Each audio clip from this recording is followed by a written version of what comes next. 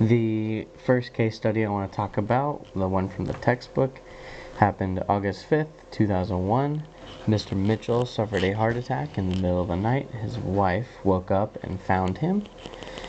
She called 911 and the EMS arrived with the defibrillator and started compressions, tried defibrillations, and to which there was not a good signal, continued CPR, and tried to shock a second time. It seemed that the defibrillator was faulty, or the pads were faulty. As they continue, a police officer shows up, or a police squad shows up, and then shortly after, a second EMS team arrives, and they bring their own defibrillator, and they're continuing CPR for almost 20 minutes before the new defibrillator is tried, and they continue this series of defibrillations and CPR into the ambulance and the hospital all the way through. The plaintiff in this case is Mrs. Mitchell, because her husband had died from that event that night, and she's suing that EMS company and its workers for misconduct, be it stating that them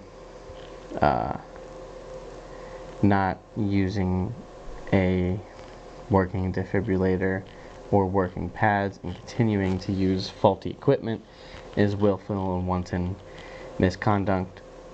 And what ended up happening was a 3-judge court found that no, the EMS company and the personnel did not perform any such misconduct. The EMS company was protected under the Ohio Immunity Statute. As a joint emergency service district, they enter in a contract with the state for the provisions of emergency medical services and are not liable in damages in a civil action lawsuit of injury or death due to any actions of the first responder. Because of this, they receive qualified immunity, even though the courts has shown that the defendant did perform with negligence in doing their job improperly with faulty equipment. This does not mean that they were willfully or wantonly to act with such negligence.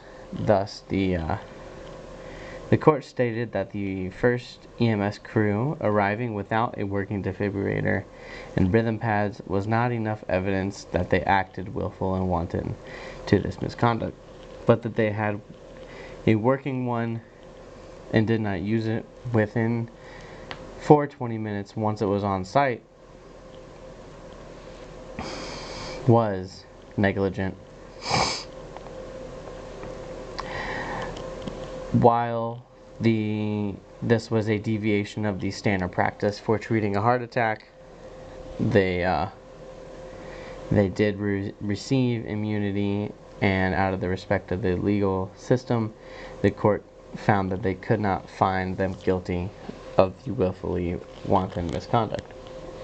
The second case study that I did was from the monthly newsletter. It happened on October 28th, 2022 in Oklahoma City. The district court chief judge granted the EMS and firefighters' motion to dismiss the charges against them.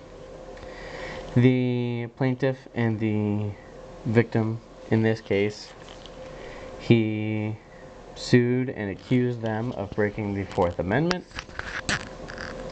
in that he improperly restrained them. When it came to this accusation, there was a call, a medical emergency call that both the fire and the EMS responded to. They found the victim having a seizure at his home. They got him into the stretcher. They restrained him to protect him from hurting himself or anybody else on the crew or the ambulance. And he claimed that them doing this was a was them breaking the Fourth Amendment of search and seizure and restraint. In the end, the medical team did not break the Fourth Amendment, as restraining the victim was not an attempt to enforce the law or incarcerate the patient, but it was to protect them and protect the patient from his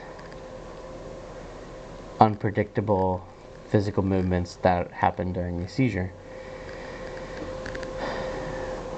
What we can learn from this is that sometimes, with the nature of a call, you will need to restrain the patient, whether to protect you or to protect them from themselves, or sometimes if you have a patient who is not listening or not wanting the attention but needs it very badly, you will need to call for law enforcement assistance and so they can help you with the case. The last case study, the current events, is on July 6th, 2022. It is in San Diego, California. And within it, many San Diego City employees may soon be terminated for failing to meet the requirements of an agreement they had with the city when it comes to COVID-19 vaccine or testing restrictions.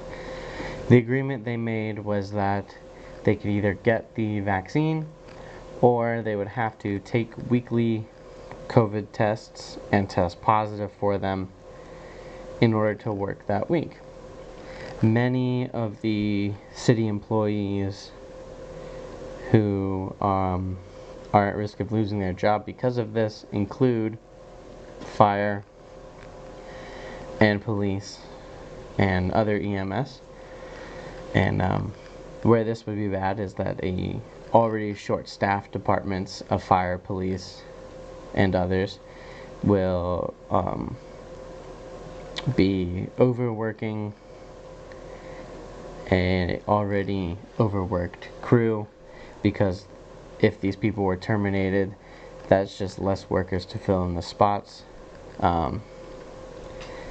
In this situation, it would hurt everybody. The people who are still working with the city, they work even more hours, even longer shifts, and they continue to be overworked.